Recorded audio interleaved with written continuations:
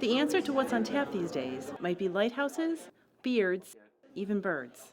Tap handles have become an art form. When you're at the bar, looking around and you see a crazy one, sometimes you just gotta go for it. With competition tougher than ever, beer makers are pulling out all the stops to stand out. The Brewers Association says since 2011, the number of craft breweries has more than doubled. There were over 4,100 last year. Years ago, when you'd go into a bar, you'd maybe see 3 or 4 tap handles offering beer.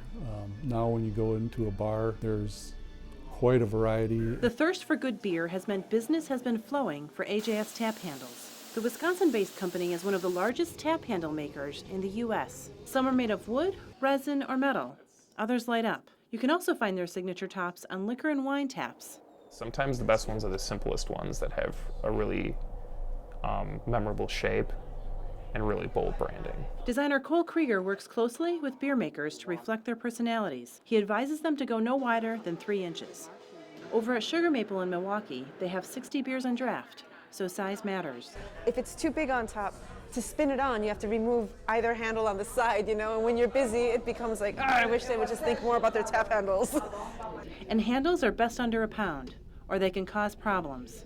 I need very little reason not to buy beer sometimes, and if it's the idea that it might break a faucet, unfortunately, there are thousands of other breweries that I can pick from. Over at the Brass Tap, Tyler Penrod picked his pint among the 80 choices based on the tap handle. I like the industrial look of it.